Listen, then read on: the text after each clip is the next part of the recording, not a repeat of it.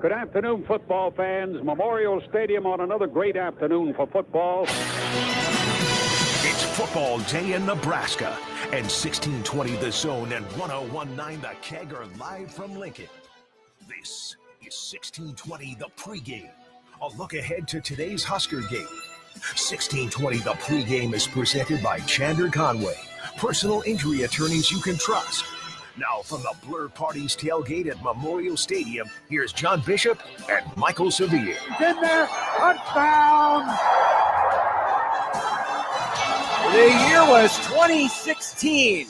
Nebraska hosted Oregon in a September date when the Ducks were rated number 22 in the country. And Nebraska, thanks to a gut check performance by Tommy Armstrong, pulled out the victory. Since then, 27 games against ranked teams later, Nebraska still hasn't tasted victory over an AP top 25 team. The year was 2016. It was December. Matt Rule took his Temple team into the AAC championship game against Navy. Navy was top 25. Matt Rule's team won that day, won the conference crown. But since then, Matt Rule has lost 17 straight against ranked opponents and is just 2-22 all time against the AP top 25. Today, maybe a chance to end both streaks and propel this program to a place it has not been in a very long time. People may be saying the P word about Nebraska football, but we'll pump the brakes on that. We'll pump the brakes on that, Michael Severe. I was thinking about. We'll pump the brakes on that for just a moment because we still have to play this game. Welcome to 1620, the pregame. John Bishop, Michael Severe, live at the Blur Events tailgate across from Memorial Stadium. And Michael, it's a whole different atmosphere today than it was last week. From UC Christian, no doubt about that. I do appreciate that you gave Nebraska the credit for winning that game against Oregon and not Oregon the credit for losing that game after trying to go for two at least 3 times in that game, missing them all, which allowed them to end up losing that game. Yes, great job by Tommy Armstrong. God, Oregon gave that game away. Anyway. Wow, trying to dismiss it already. I mean, it wasn't dismissal. I mean, you go back and you watch that game. They got completely out. Hey, you know what? They lost their starting running back early. And you know what? What? The time before that, when Nebraska beat a ranked team, is the last time they beat a Big Ten team. That was Michigan State. Michigan State. And you remember the play at the end of the game. Out of bounds. It was in bounds. Where exactly Brandon Riley looked like he went out of bounds on his own.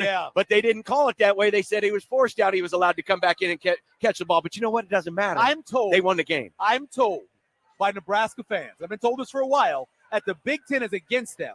Much like Bud Crawford going to Vegas and having to beat not just the opponent, but also having to beat the judges. People say that Nebraska needs to not only beat Michigan, but beat the officials too, because the Big Ten's against Nebraska. That's what I was told. Yeah, well, that's what you were told. We'll find out today what's at stake. But, man, this game has all the elements of a really good football game. This has been a line that has been down at 1.5. It has flipped several times on different sites all day long. Right now, it looks like Michigan is a 1 to 1.5 point favorite, but keep shopping around. Who knows? So basically, it's a pick'em game. An even matchup between these two teams. Yeah. We're going to break it all down here today on 1620 the pregame. Also, Michael, it is a big recruiting day for Nebraska. They got upwards of about 35 different guys, and there's over 20 of them who are blue chip recruits. The number 1 ranked player in 2027, the offensive lineman, he's here in town. Yeah, and Trey Taylor, who is one of the already committed, is here today for this. Taller than I thought he was. He's a solid 6'3". Absolutely. Well, with the hair, he's like 6'7", but just without the hair, he's a good 6'3".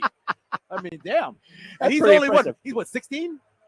I think so, yeah. Or 16 years old. Yeah, exactly. Well, we'll see if we can get Trey to come over here in a little bit and chat with us. He's here at the Blur Events tailgate. It is packed. Yeah. Downtown Lincoln is buzzing much more than it has in any other week so far. But they're expecting 850 people at the tailgate. They said their record was Colorado last year, which is about 950.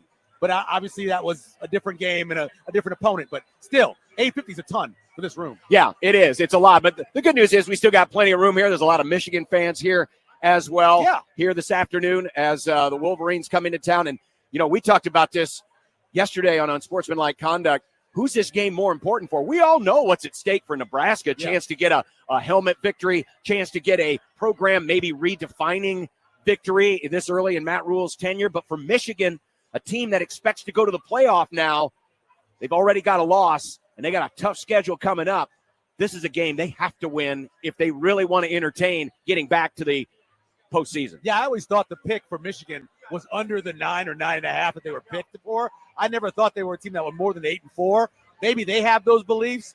I don't think most of the odds makers don't. But, yeah, dropping to 2-2 would be devastating for them, right? And the two best teams you played, you mentioned the tough schedule they have. They could be another team that's 5 losses again, like they had a couple years ago. Here's the key to the game.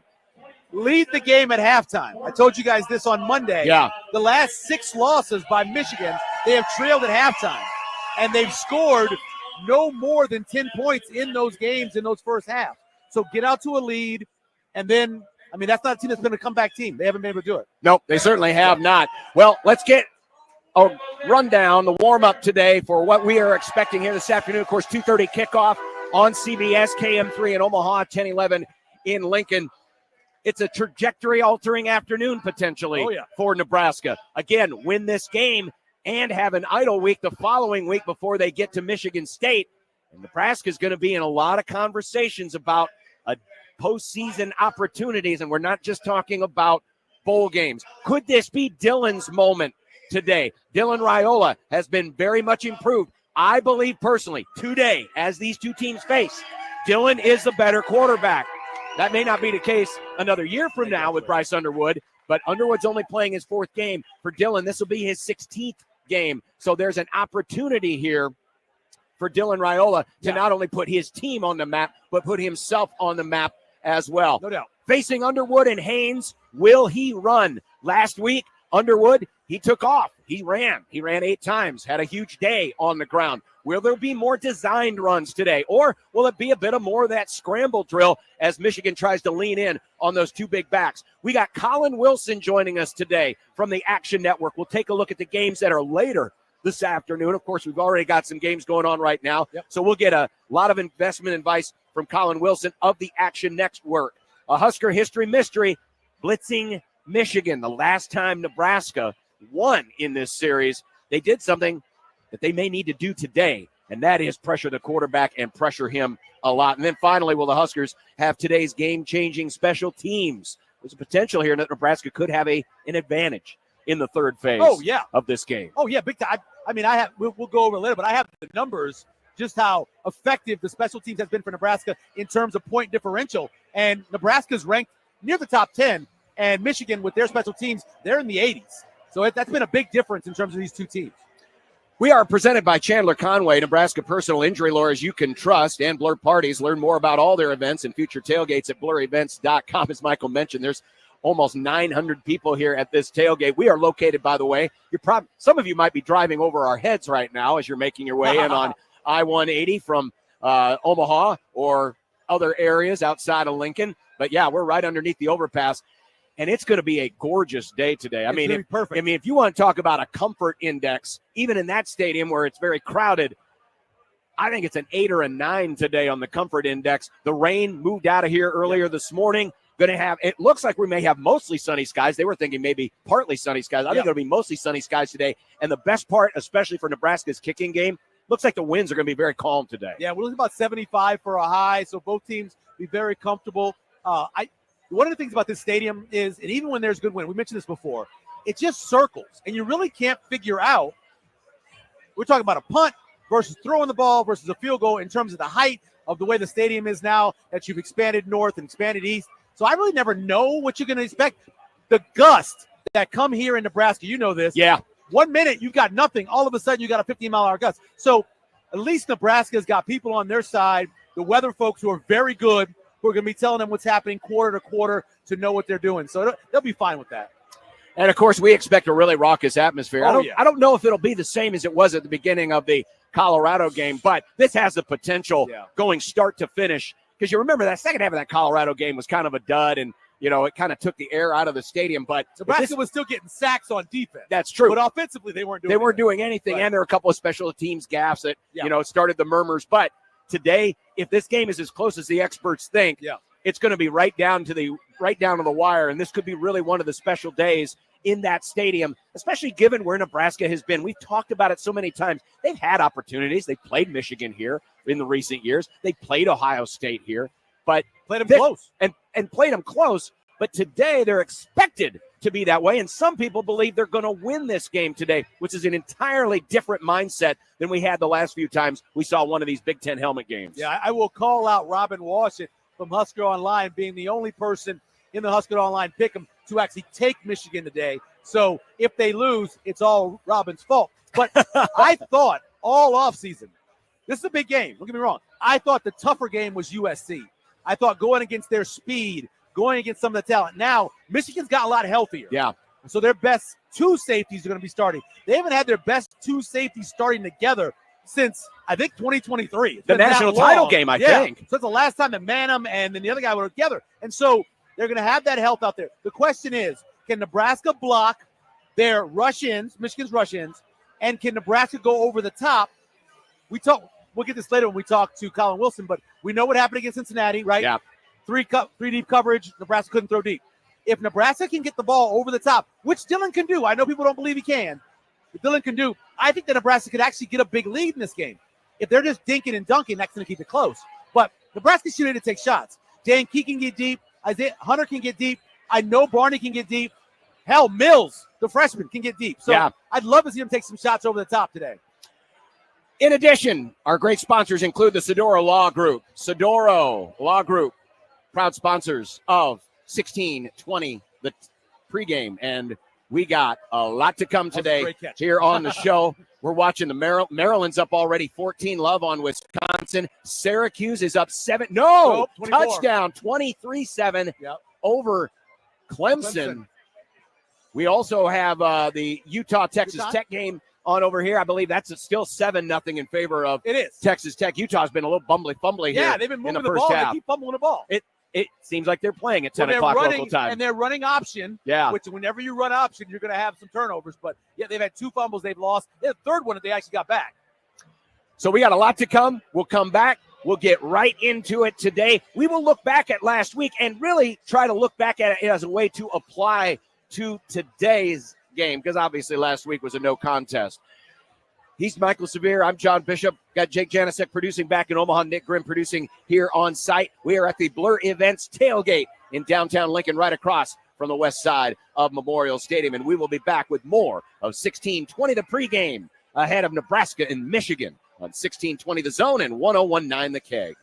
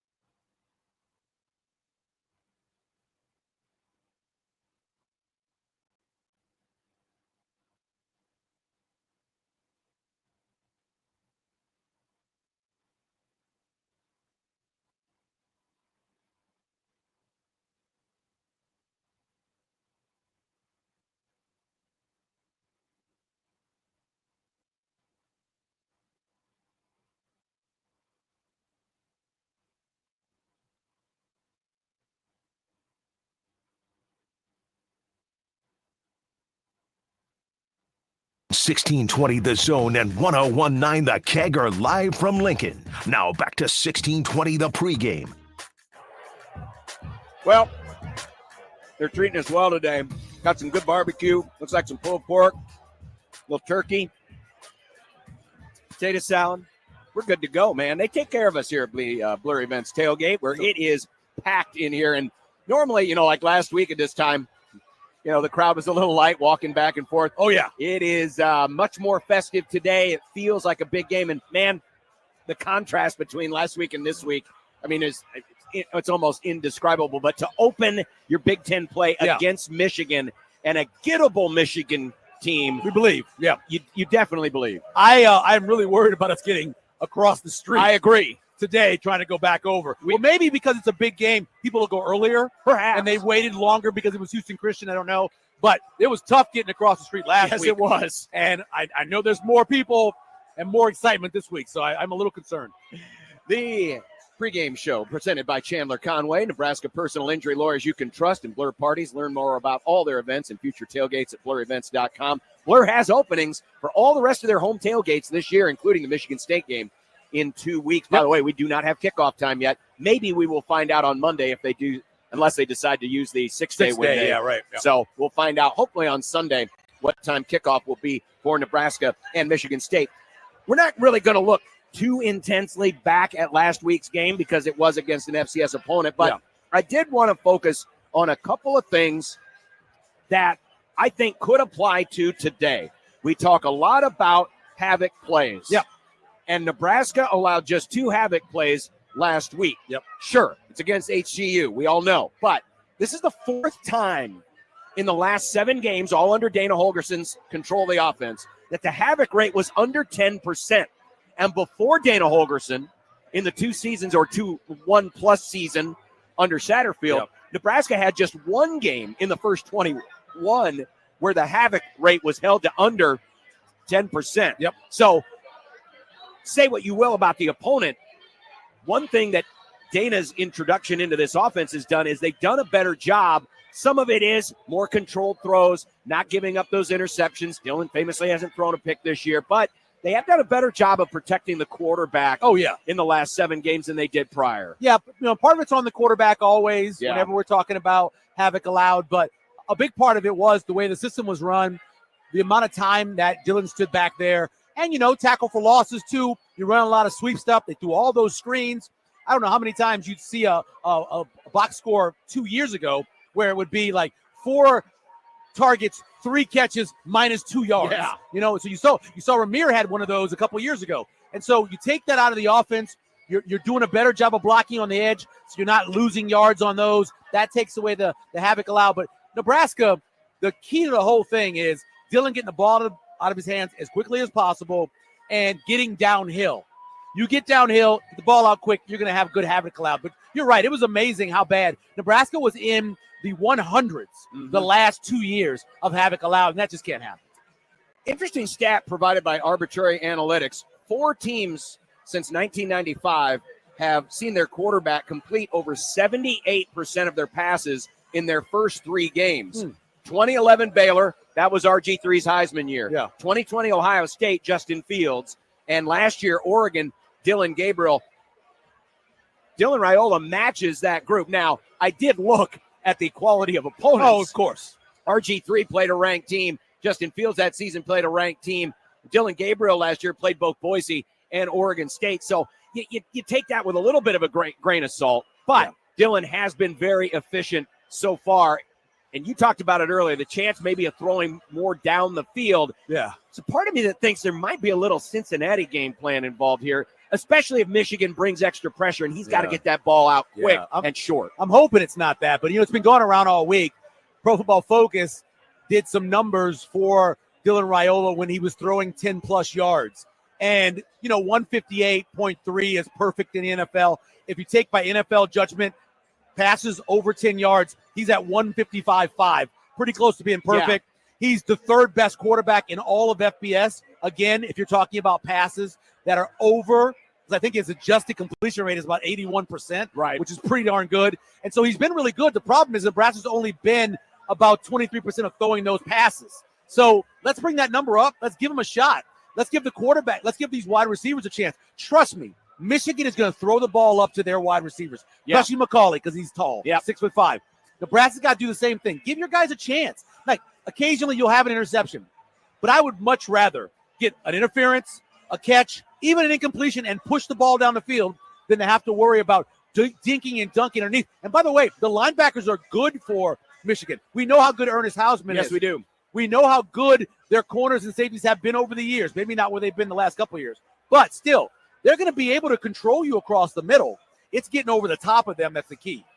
On the defensive side, of course, third straight game holding a team to under 60 or under 100 passing yards. Crazy. First time since 1990 that Nebraska's held 3 consecutive opponents to under 100 yards passing. So far this year, opposing quarterbacks are hitting 50% of their passes for only 198 yards, which is a 3-yard per passing attempt, not completion, per passing attempt. Usually their great quarterbacks are in the 8s and 9s. Yeah. So far, Nebraska is holding them to just 3 yards per passing attempt, which is ridiculous. But the number that I look at today, and they apply to today, because we know Michigan's going to run the football, and the chance of them running it more than passing is pretty good. 3 straight wins this year where Nebraska has faced more rushing attempts than passing attempts. Cincinnati, Akron, Houston Christian. Nebraska historically, since 2004, is just 59 and 84 when a team runs it more than they throw it. Wow. So Nebraska has had 3 straight wins in that category. We know Michigan by design is going to be that way, right? I mean, if Michigan has to throw it more than they run it, we figure that Nebraska's in a really good spot. Well, Justin Haynes, one of only 3 backs in all of FBS to record 100-plus rushing yards in 3 or more consecutive games so far this season. We talked about Nebraska's issue with stopping the run against Cincinnati. You can say whatever you want about how it was done with the quarterback or whatever else. It was a 42.8 Pro Football Focus run grade against them. It was the worst run grade they had had in a game since 2022. The Bearcats averaged 6.7 yards a carry on the ground, but 2.9 of them were before contact. Line yards. We'll talk about this a little bit later when we had the interview with Colin Wilson. You have an issue with runners getting past the line of scrimmage before contact. If Nebraska does that against the 2 running backs, we talk a lot about Haynes. We don't talk about, I believe it's Morgan is the backup. We don't talk about that a lot. Those 2 running backs, along with Bryce Underwood, could put you in a bad spot. I would guess if I was Michigan, I wouldn't want to throw the ball a ton.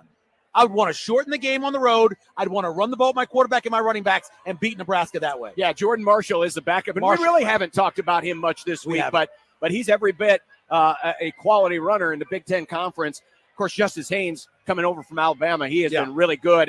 And we'll talk about this more next hour when we look at when Michigan has the football. But this is a guy who's worked really hard on his breakaway speed, and he's already broken 3 runs of more than 50 yards, including the 75-yarder he had against the Sooners 2 weeks ago. It was all of the offense they had. Pretty much the only offense they really had against Oklahoma. Yeah, it was.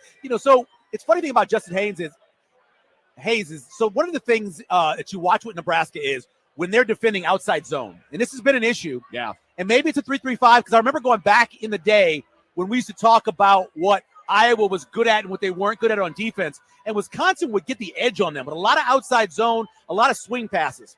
It seems like Nebraska gives that same thing up on the outside zone. So what's got to happen is you got to set your edge better, right? Nebraska a little undersized on the edge. So I don't know, maybe they can't do that. I don't know. But if you're going to see if there's success from Michigan today, it's going to be on outside zone, both running the ball with their running backs and the quarterback running some sweeps as well. If you see that happening early and they're having success, then that's a concern for Nebraska for the whole day. Participating sponsors in 1620 The Pregame are the Sidoro Law Group. Your outcome depends on what you do next. And by Blur Party, see how Blur makes every moment a party at blurevents.com. It is still 7-0 Texas Tech against Utah. What was the total in that game? I think it was only like 48, if I remember correctly. But the funny thing about it is all these turnovers and failures on 4th down. Yeah. That's been the key to this game. And, of course, the big shocker so far is that Syracuse is taking up care of business 24-7 against Clemson.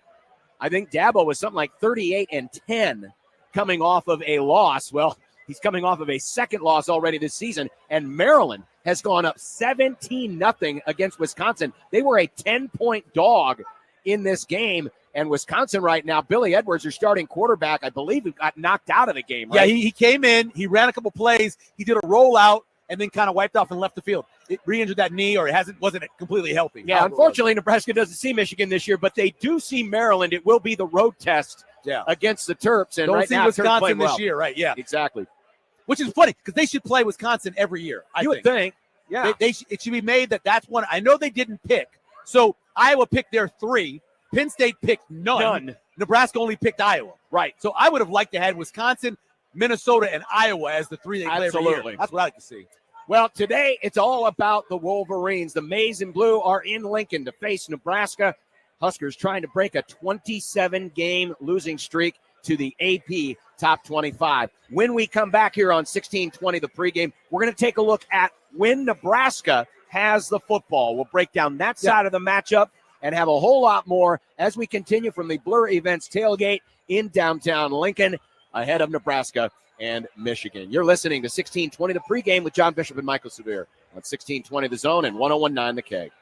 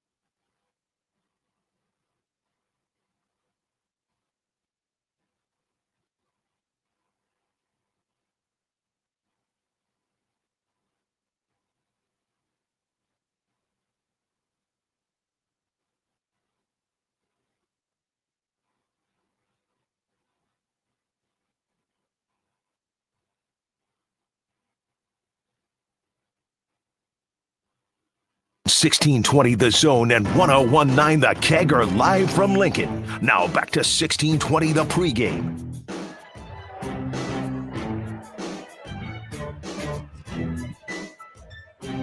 because we're so much more, balanced in terms of run and pass than we have been previously. When people do pressure us, we're not having as many negative plays because the ball might be coming out, right? And I think a large part of this is also Dylan, and even TJ. Now TJ did, he got in the game. Like, we don't change the offense for TJ. Like, we had a play, checked with the play. He saw pressure. He went to the check. So really pleased with the quarterback play and how well coached they are and how much they're buying into that. So, but I think it's just a matter of getting the ball in play. A large percentage of that too is we just don't have a lot of penalties right now. 1620, the pregame is presented by Chandler Conway, Nebraska personal injury lawyers you can trust in Blur Parties. Learn more about all their events and future tailgates at blurevents.com. This Nebraska offense is absolutely clicking right now. Granted, it was against Akron and HCU, but they went out and did what they were supposed to do. And Matt Rule said something very important there at the very end. They're not committing a lot of penalties. Right. Not a lot of negative plays. Well, overall, we were talking about the havoc and what Nebraska's been able to do. It's so interesting that the way they're winning, I know it's against, right? They even won the field position battle against Cincinnati too. Mm-hmm. We talked about this. How many times, because of poor special teams, did Nebraska lose the starting position battle? Right now, they're up almost 13 yards in starting position, which is rarefied air for this ball club over the years. Yeah, that is a big part of it. They're just staying ahead of the chains, getting good field position, so you feel more comfortable. Your whole offense, think about it. You get the ball at the 15-yard line, your 15-yard line, it's not wide open. You're getting at the 32, all of a sudden, the whole offense, let's go. I'm going to throw the ball, I'm going to run the ball, and do whatever I want. So that's a big part of what Nebraska's done. I also really admire the fact that they've spread it to those wide receivers. Matter of fact, I asked one of these kids, I was speaking at a school, and big Husker fan, and I'm like, who leads them in receptions? And he was like, oh, Dane Key. And I was like, nope. He's like, Isaiah Hunter. I go, nope. He's like, Barney? I go, yeah, because they're spreading it out. Yes. You have one guy with like 20-something, one guy with like 19. I love the fact that they're doing that. They're even getting Lindenmeyer in there a little bit. I hope they get some Harburg in there. And that, when you start looking at them on tape, you're like, who are we concentrating on? Who are we taking away? Cincinnati wanted to take away Dane Key, and they did a little bit more than they did Hunter. You don't know if you're Michigan. The ball's going to everybody. And that's the best thing, I think, that he's done so far, that Raiola's done so far, is the way he's spreading things out, making it hard on the defenses. Taking a look at some of the analytics in this one between Nebraska's offenses, we take a look when Nebraska has the football.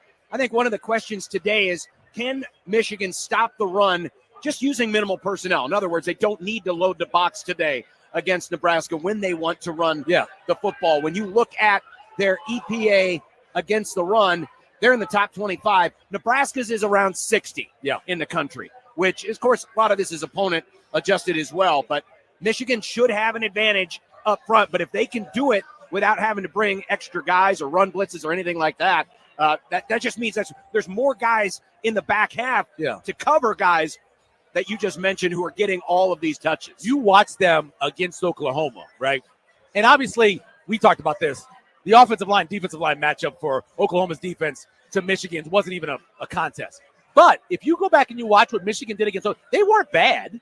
They weren't bad. They gave up a couple of plays. They needed to get more stops on third down. When you rewatch the game, you're like, okay, this defense wasn't as bad as it felt at the time. Because when you're excited before a game like that, and a team gets a big lead, you kind of don't think about it. Excuse me. They did a really good job when you look at the second quarter and the third quarter. So I believe the defense is pretty good. The question mark about this defense is, will they get pressure with just those 3 or 4 guys? If Barnum can come off the edge and give you a lot of pressure. You know who's got 2 hurries is Hausman. He's come. So if they don't have to send people, then Nebraska could be in trouble. If you look at Michigan on first downs, they're top 5 in the country in EPA per play on early downs. But then their third down success rate is very low. One thing Nebraska's been good at on both ends offensively is they're good on first down. They're also good on third down. Their third down success rate is top 20 in the country. So Michigan really needs to win on early downs so that Dylan has to face longer to go. Because when you look at their average third down distance to go, Nebraska's 4th in the country. So they face a lot of third shorts when they're third down. Do you have the number on there? Is it like 4.4? For how much they have to go on third down? It's 4.9. 4.9. Okay, so I remember towards the end of the game, last week, it was sitting at about 4.4 for the season. And I thought to myself, I can't remember the last time Nebraska was under 5. Yeah. It's just not something they've done. early down success rate, going back to when I first started talking about it, maybe 4 or 5 years ago when I heard it from Warren Sharp. I remember always Nebraska just could not get off, especially running the ball on first down. Yes, they'll have times where they'll throw the ball well and get success, but run the ball on first down this season has been so much better than it has in years past. I can't wait till we can say, I know, opponent. But you're right. I mean, we have to focus on that. When you look at Nebraska, huge edge in the passing game. When you look at the numbers, top 10 in the country in EPA per pass. Michigan's in the 50s right now, and of course they had to face John Mateer. But one of the things that's different from that matchup to this matchup is Mateer's ability to get outside and run. He was their leading rusher in that game. Of course, we don't expect Dillon to be that way. So my question is, can Dillon, who is traditionally in the pocket, can they give him enough time to make those reads? Or how much do you think Dillon's going to have to move a little bit to avoid that Michigan rush? Oh, I think there'll be people on him. I like Nebraska's offensive line, but their tackles are vulnerable to some speed rush. We saw that. Even against Akron, where there wasn't a ton of pressure, we did see them a couple times get beat on the edge. We saw it against Cincinnati, obviously, with 3 sacks.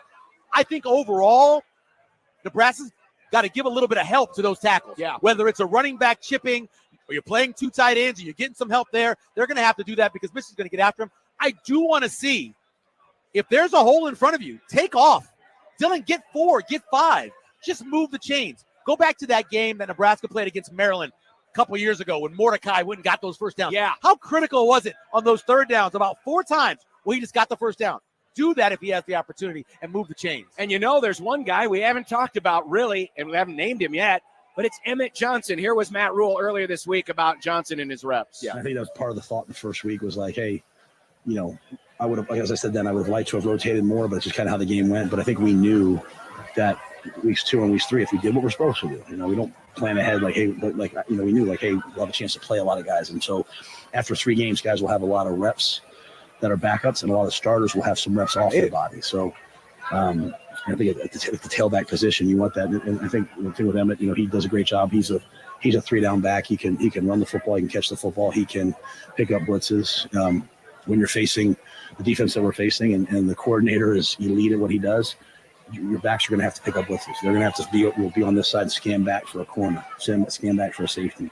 And so there's a physical toll to that. And but no one prepares better than Emmett. He's elite in terms of taking care of his body, and your point's really, really well said. I'm glad that he had those quarters off so we could get other guys reps, but also take off some of the duress physically. Emmett, of course, he ain't going to be like last couple of weeks. No. Where he wasn't even the leading guy out of the backfield. He's going to play a lot. And I think, Michael, one of the most important things he's going to be today is that safety valve / chipper, the guy in the backfield who can, because he's the best at it. He's not only the best at running the ball with this team, he is the best at protecting the quarterback. And you expect that there's going to be times today where he's going to be needed in that role and to give Dillon that extra safety valve. How likely is this today where Emmett leads the team in receptions? Oh, certainly possible. But like I told you, I'm not a huge fan of that because Nebraska hasn't done a great job of blocking on the edge. Even in the game against Cincinnati, I think that was the game where he had like 7 targets. Yes. But he only had like 20 yards. Yeah. I'm not a huge – you got wide receivers now. You've got a tight end now. If you're really going to want to get the ball to somebody, Mosey, just watching him, he's quicker. He's faster than Emmett. He breaks as many tackles as Emmett. That's who I like to see get the ball to if we need a third down guy catching it out of it, but not as much Emmett. Nebraska's had so much success this year that all the numbers are so skewed. There's only been 6 drives, 6 total drives in 3 games where Nebraska didn't have a successful drive, which is crazy to think about. And so then, on the other hand, the one bugaboo through those first 3 is not completing those drives, right? Yes. Nebraska's had 4 of those drives. That's not a ton, but 2 field goals, a fumble, and a stop on downs. So far, Michigan's only had 1 drive where they had that successful drive, got in the red zone, and didn't score. So they're a little bit better than Nebraska, and obviously they played a better opponent. But Nebraska has to continue being successful and finish drives. You finish drive, they're scoring over 5 points a successful drive right now, 5.15. Yeah. Which is great. One of the tops in the country. Got to continue to do that. Talking about their personnel, you mentioned Barham a little bit ago. Yeah. This is a really good group of outside linebackers. In fact, earlier this week, that's right, it's a big enough game that we actually have audio from the opposing coach. Here was Biff Poggi earlier this week about his outside linebacker group. I don't want to get out over my skis and say elite, but when you look at that room and you see number 8, you see number 1, you see number 9, occasionally you see 23, you see number 4, you see 33. I don't know. It's not the best. It's awful close to it, right? Deep experience, twitchy, good football players, and very, very selfless kids. I love the fact that he's just saying their numbers. Yep. I love it. You can tell. I'm all about it. Very long. I'm all about it. It's the numbers. I say, hey, that's all you need to know. That's right. Because back when we were kids, a lot of times you didn't have names on the back of That's jersey. right. All you didn't know was numbers. And he's right. Because when you look at what they have, like I mentioned before, starting safeties are back there. They're really good. We know how good Ernest Hausman is leading the team in tackles. Rod Moore, who is back, it's not just that he's back. The kid's a ball hawk.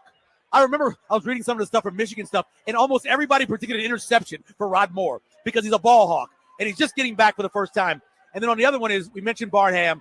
He's not even the guy leading them. He's got 2 sacks, but there are other guys that have better pressure rating. Yeah, better pass rush grades than he does. So he's really good, but he missed the game because of the suspension, because of the targeting, or half a game. So they're loaded across the front and guys who can get after you. The talk about Rod Moore, their great safety, who was injured, by the way, 2 springs ago. Yeah. He was hurt in March of 24 after they won the national championship. So this is his first game back in 18 months. Is that he's probably not going to play a lot. Right. But when he is out there, you're right. Yeah. He is a ball hawk, and Michigan needs to get some turnovers in this game. Nebraska hasn't been good at giving them up, but if you got a guy who's got a nose for the football, I have to imagine if push comes to shove, we may see a little bit more than what they intended. What's the winning percentage when Nebraska wins the turnover battle? Oh, it's in I don't have the exact It's like percentage. 70. So it's like 7? Yeah. 70? It's a lot. Yeah, I mean, when you're winning, at a 700% clip, when you're winning that part of all the battles that happen, you've got to protect the ball. And I know when Matt Rule first got here, it might have been the first press conference or the first one he did to start the season. Yep. One of the first things he talked about was protecting the ball. And then he started referencing, well, how long has it been since Nebraska actually had a positive turn? He's like, it has to go all the way back to 2016. It has to go back. He knew that was the key for this team, that they had to make sure they protect the ball. Dylan, I think at times is almost too conservative with the ball, and he doesn't want to put it in harm's way. I understand. I get it. They talk, but sometimes you got to take chances. Yep. Emmett's got that fumble. I think he's only got 3 on his career. I believe that Michigan is the team that's going to have a better chance of forcing turnovers than Nebraska is. Nebraska's got to protect the ball. By the way, Matt Rule, when with a positive turnover margin, is 8-1. That's pretty good. 8-1, and all time going back to 1973. Nebraska with a positive turnover margin is 256, 21-1. Isn't that basically the record that Tom Osborne had? Yeah. Like his total record?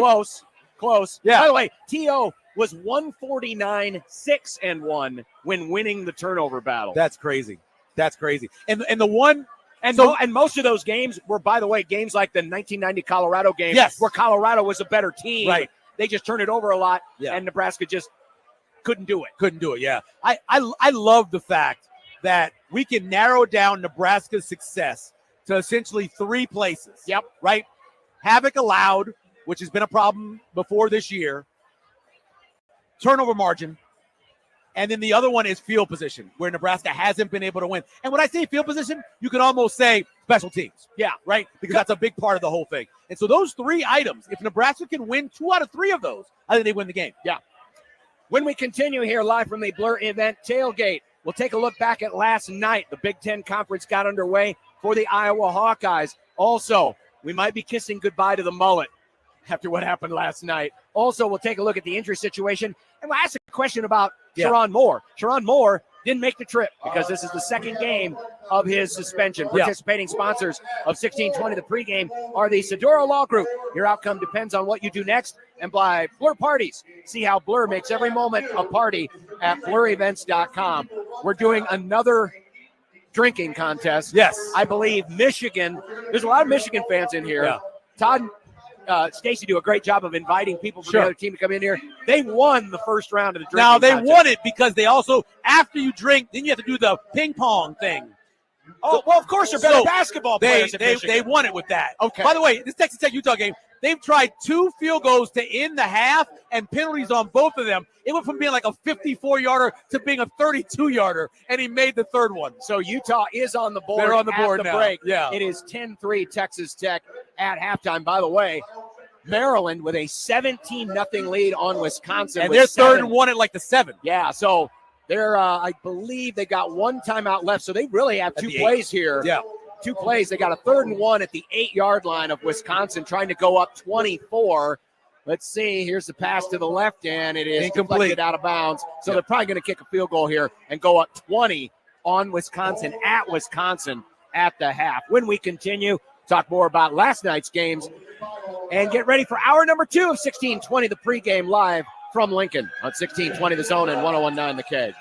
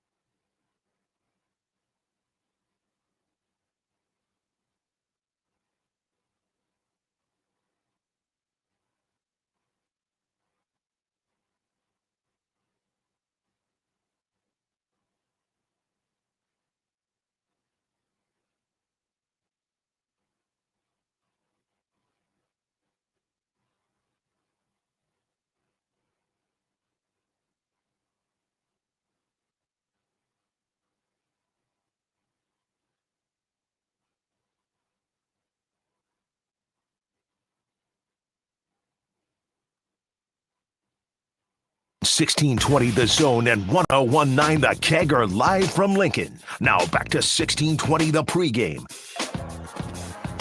Sharon is a very organized and detailed football coach. He, before he left, gave us a strict menu of what he wants to see. And as I said to you before, think of him as Tiger Woods, and I'm the old guy with the fluffy mustache caddying for him. So we're gonna keep it the way he wants it. Biff Bogey earlier this week comparing himself to Tiger Woods' old caddy. Fluff. Yeah. Did you see him on game day this morning? I saw him. I didn't hear him. He was hilarious. So he told a story about, that Nick Saban owns a Ferrari dealership. Yes. Down in Miami. And a Benz dealership, I think. And he heard that he had a Ferrari. So Biff contacted me. He goes, hey, I'll buy your first one. Because you know this guy's made $1 billion in his business world. He's like, I'll buy the first one. He goes, I want this one, the rarest one. He's like, sure, no problem. And then Biff's like, I'll have a beard down to here by the time I get that car. And then Saban's like, well, you came in and you were like, your arms are all a little too short to reach in your pockets. And then he goes, well, you know what? That's not true, because if you ask the guy I bought the Rolls Royce from last week, he'll tell you I got plenty of money in my pocket. It was very funny. They're going back and forth. It was pretty funny. Well, this is the first game where they did not have Sharon Moore for the whole week. Right. Last week, he was suspended for the game, Yep. but he was still able to work with them in practice. So do you think there's an impact now that Moore has been completely persona non grata this week for Michigan? Well, first of all, Biff Poggi's got about 20 times more coaching experience than Sharon Moore. Sharon Moore was great. Biff Poggi's been coaching for like 35, 40 years between high school and college and working with different – so I'm sure he's doing fine. If there's anything – there's something about Sharon Moore, and we saw it when he had to fill in for Harbaugh. Yeah. He brings a certain energy, a confidence to his team that they can go out and win without the head coach. I think you missed that. I think you missed the game day. I'm here. I'm going to make certain decisions. We're going to run the ball a certain way. We're going to play a certain way. You missed that. But I'm sure with the offensive coordinator and defensive coordinator and having a CEO like Poggi, I think they'll be fine. I don't think that's a problem. The issue is you've been talking a lot about streaks. Yep. And you've left one out. Which one? If Nebraska loses today, it'll be the 6th straight time they've lost a conference opener. Wow. Yeah. Well, so Nebraska's only 7-14 at home against the Big Ten since 2020. I know. They were going to come in here and they were going to rule I remember being on the radio in 2010, 2011. They were going to come in here and they were going to rule the Big Ten. They were going to destroy the Big Ten. They were going to show the Big Ten what Nebraska football was all about. And as I sent you earlier today, or a couple of days ago, there was that great stat I saw about UCLA. Yes. And we talk so much about UCLA and how UCLA, obviously hasn't been very good. So I was looking at the stat. It says UCLA last won the conference title in 1998 and finished ranked in the top 15 only once in the past 22 seasons. Nebraska last won the conference title in 1999 and finished ranked in the top 15 only once in the past 22 seasons. Not that different from what UCLA has been. Right. But UCLA is a little more. That was 2014 opposed to Nebraska doing it in 2009. So, it's been a struggle. It's been a struggle, which is why winning a game like today can alleviate some of those issues. We are presented by Chandler Conway, Nebraska personal injury lawyers you can trust, and Blur Parties. Learn more about all their events and future tailgates at blurevents.com. Last night, if you blinked, you missed a lot of scoring. Yes, in an Iowa football game. First half. I got home and turned it on, and it was already 14-7. Yep. Rutgers. Well, Iowa pulled away in the fourth quarter, outscoring Rutgers 17-7 in the final period, winning 38-28. And be careful, folks. I know a lot of people were a little schadenfreude towards the Iowa offense and Mark Gronowski. But Gronowski last night, it was only 186 yards, but he did it on only 18 attempts. So he averaged 10 yards an attempt, and he rushed for 3 touchdowns. I thought Iowa's offense, I know it's Rutgers. It's not a great defense, but Iowa's offense, I thought, was very efficient last night against Rutgers. And even after giving up 21 points in the first half, the Hawkeye defense clamped down like they usually do. And the most important thing, one of the most important things for a team like Iowa is to get out early. And the defending Jet Award champion, 100-yard kickoff return to start the game in Caden Weegent. And then after that, later, he had a punt return for like 20 or 30 yards. He had another kickoff return where I thought he might go. So they get so much out of that special teams. Now, they went down 14-7, but they battled back and got even 21 all at half. That's when I got home. And then I'm like, oh, cool, we're only 6 points away from getting over. And had to wait not to score in the third quarter. And wait. But that's what they have to do. They have to get out early and score. I know everybody's been killing on Gronowski. There is no way a guy who has 50 now, I think, 2 wins in college football and put up those kind of numbers isn't a good quarterback. Yes, he's struggled in Iowa's system, new system. He admits early on he was very nervous. But last night they looked smooth. He ran when he was supposed to run. Yeah. He made decent throws. He made a couple of out throws to the sidelines I haven't seen him make all year. Tight window throws He's a good quarterback. He's not a bad quarterback. Right. All the making fun of him. He still has an issue. He missed an easy touchdown when they got held to a field goal on that. The tight end on the throwback. Yeah. He missed that. So he still has an issue at times underthrowing guys, but you're right. He needs to catch that ball, though, by the way. Yeah. It hit in both hands. It's a bad throw. But, hey, pick up for your quarter. As a guy who played quarter, pick me up. Help me out. By the way, last night, the highest graded Iowa football player last night on PFF was Gronowski at 88.1. So maybe Iowa's starting to figure things out. They had to win that game last night. Oh, it's huge. Because Iowa's got a really tough schedule. If they want to make a bowl game this year, they did get to win last night. Right. But who didn't get to win last night was the mullet, Mike Gundy. Again. Tulsa beating Oklahoma State for the first time since 1951. They weren't even called Oklahoma State back then. They were Oklahoma A&M. And they won. They got out to a big first half lead. Oklahoma State made it close, got within a score, but ended up losing that game. This has got to be the end of the road for Mike. Yeah, they're not the money school they were, right? Right, not anymore with T. Boone being gone, and so they always worry about that. But there's no real choice when you have a fan base that everybody's calling for to be gone. Now, I will say in the second half, I was happy to see Zane Flores playing better. He played as well as he can with a team that doesn't have a whole lot of talent. Yeah. He had a rushing touchdown. So I have all the hope for that kid to be good throughout his career. It's just the team he's on right now is bad. They just don't have a lot of – and the energy is what's lacking. One of the things that Gundy brought to that team was he had like just a young man's energy, always in great shape, always, very vocal, will yell and whatever. And they don't have that anymore. It's quiet on the sidelines from what I could see when I got home. Hey, Nick, there's a young lady who wants to talk to you. Oh. Nick's been staring at funny playing chess on his phone. He's so old. He's like, hey, trying to get his attention. There you go. Trying to get our attention. Yeah. Got a lot of fans here. He's playing chess. He's playing chess. Well, good for him. He had salt and vinegar potato chips. He took the cookie with the M&Ms in it. No thanks. No thank you. And he's playing chess. And they call you the old. I ain't old, man. They call you the old. I'm feeling young today. This is great. This reminds me of my youth. Big games, man. Big games. Oh, yeah. Big back in the day. Games. Yeah, by the way, the game projection for this, after all the week and everything, is 25.6 to 23.5, with Michigan being the one up on Which top. computer is that? Do you remember? This is the ultimate computer from the F guy, the F plus. Oh, Ryan Fremo. Yeah, Fremo. Yeah, that's his stuff. Yeah. Participating sponsors of 1620 The Pregame. Excuse me. Our Sedora Law Group. Your outcome depends on what you do next. And by Blur Party. See how Blur makes every moment a party at blurevents.com. Hour number 1 in the books. Hour number 2 coming up next. Got the Husker history mystery. Last time Nebraska beat Michigan. We'll take a look at when Michigan has the football. And Colin Wilson of Action Network. Time to get some investment advice for the mid-afternoon and nighttime games in college football. Got a great slate today. But as far as we're concerned, the best game is right over here at Memorial Stadium, Nebraska and Michigan. Hour 2 of 1620 The Pregame. Right after this on 1620 The Zone and 101.9 The Keg.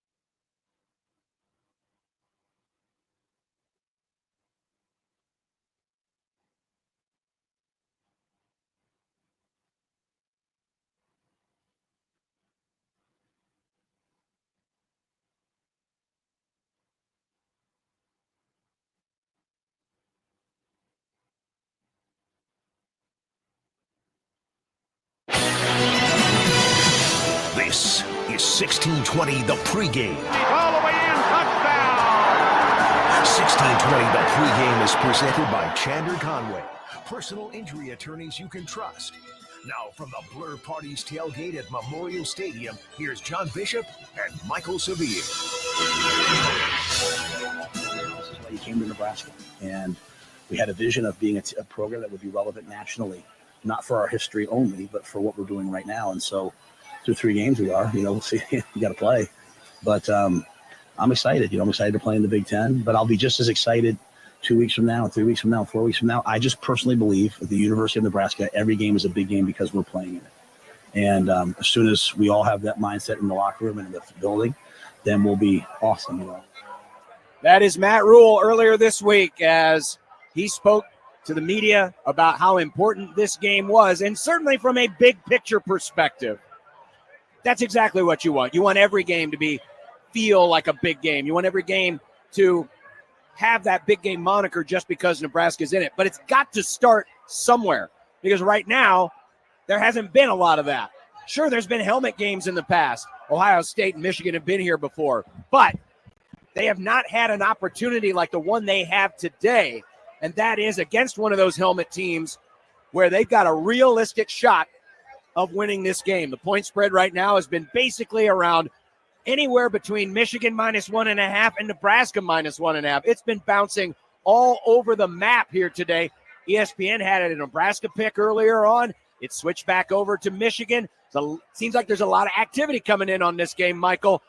A lot of opinions on this one. Great line from Holgerson on Tuesday.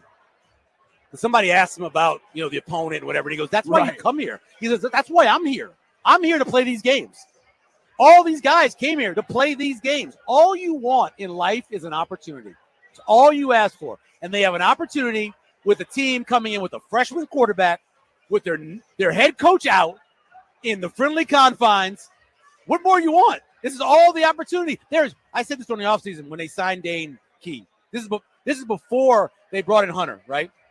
I was like, they're giving him everything he needs. Everything he needs. And then they brought a new guard in, and Spindler. They brought whatever he is. And so they bring those guys in, and you're like, okay, they're giving him everything he needs. And then they bring in Hunter. I'm like, you got everything you need. You've got 3 guys who've shown that at a Power 4 level in Barney, Hunter, and Key that they can produce, right? You knew you thought Lindenmeyer would be much better. You thought Harburg could do things for you. You try to shore up your offensive line. What more do you want? Mm-hmm. What more do you want than what you have here today to go out and win this game? Nebraska-Michigan, 2:30 kick on CBS. And don't forget, this is just the beginning of our Nebraska-Michigan coverage this weekend. Right after the game today, Josh and Matt will have Big Red Overreaction right back here on the Zone and 101.9 The Keg. Josh Peterson? Josh Peterson. I didn't know Josh did those shows. He does.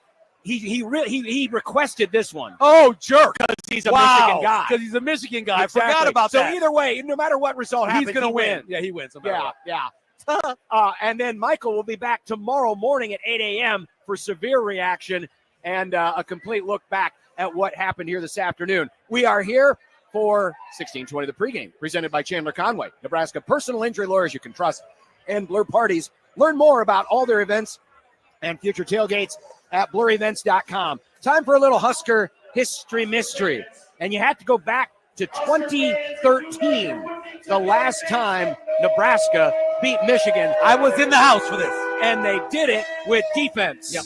Play action fake, back to throw. Looking, now being rushed, gets hit, goes down. He's sacked back at the 15-yard line. It was Zaire Anderson and Aaron Curry combining on the hit. A loss of 10. It'll be second down and 20. Gardner in the gun. Toussaint in his back. Snap back to Gardner, being rushed. Stepping up, gets buried again at the 5-yard line. Another sack by the Huskers at the 5. Dan Randall, his second big play of this first quarter, and Michigan loses 20 yards on that possession. That was 2 of 7 sacks that afternoon for about 45 yards in losses. Michigan overall was minus 21 in rushing. So they only gained back about 20 yards in rushing total, because remember, the NCAA rushing yards, sacks count as rushing yards. But still, Nebraska needed a late score. And they needed a late fourth down throw. They got a late fourth down throw. It was like a 4th and 3. That was to Kenny Bell. Yep. Yeah, Kenny That was Bell. your redshirt freshman making a throw on fourth down on an out. That was a hell of a throw to get that first down. And Kenny got Nebraska down inside the 10-yard line. Then they faced a third down before they went to the guy with a nose for the end zone. Armstrong, forward pass, that's legal, touchdown Abdullah. He was behind the line of scrimmage. It was intended to be an option. It turned out to be a forward pass, and it's a go-ahead touchdown for Nebraska.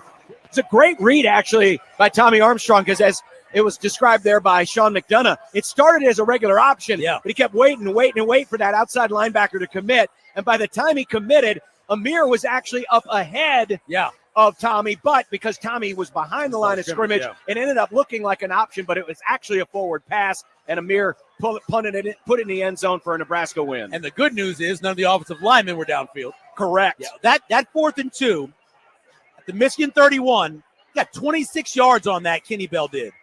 Again, I mean, that's complete. Again, remember what was happening that year. You were alternating quarterbacks because you lost your quarterback after UCLA. You're alternating a 4th-string walk-on and a redshirt freshman, and you went in there, and that was Brady Hoke, if I remember correctly, his first home loss as the coach of Michigan. Yeah, I think you're right. Yeah, so, I mean, they went in there, and there wasn't a lot of expectation they were going to win that game, and they went in there, and they took it from like they need to do today. Take it from Michigan. Don't let Michigan feel good. Get up early and take it from them.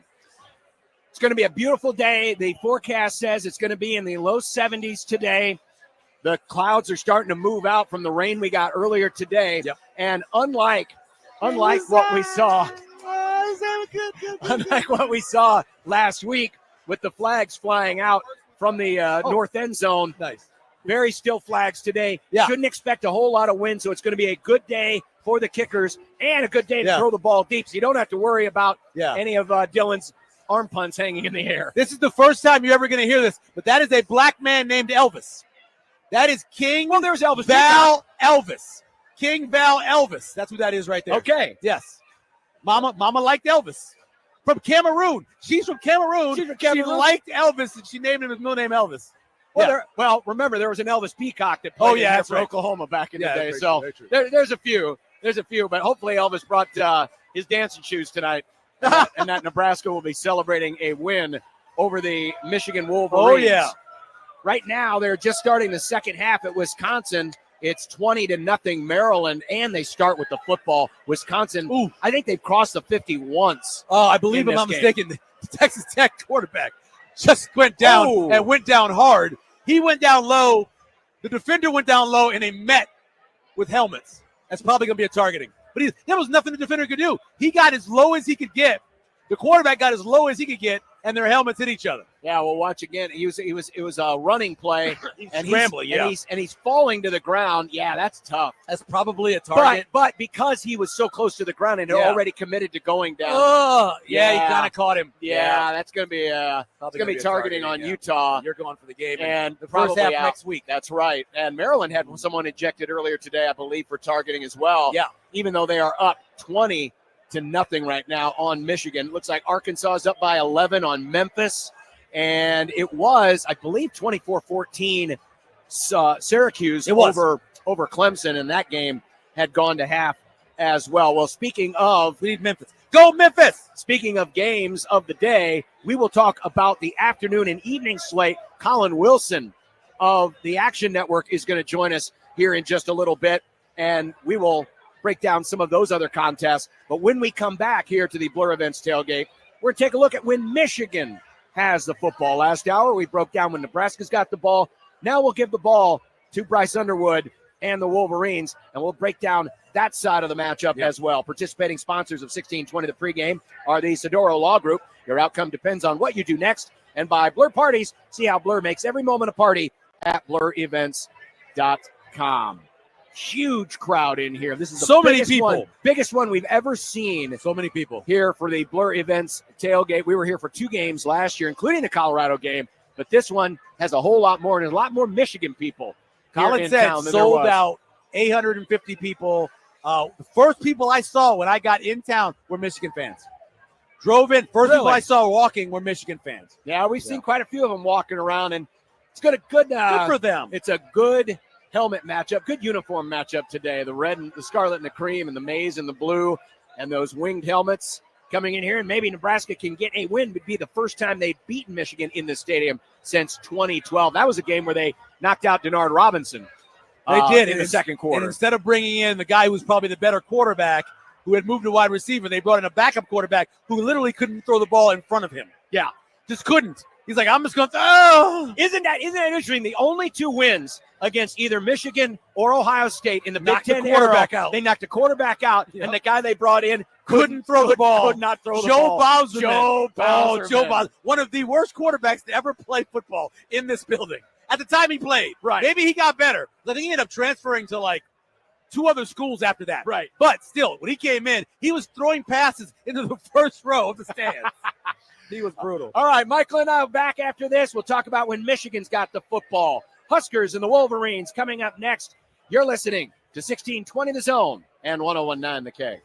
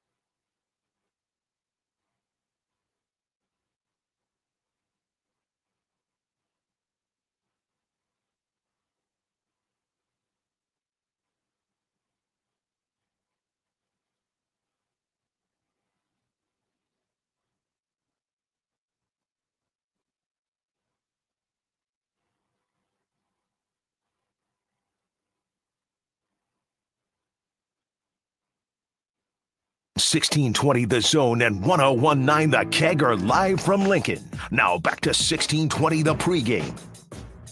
I don't know if there's a harder place to play than Nebraska. Fans are very loud. The stadium is loud, very raucous. They'll obviously be very excited. And what Bryce has to learn, and I think Bryce learned this, just be Bryce.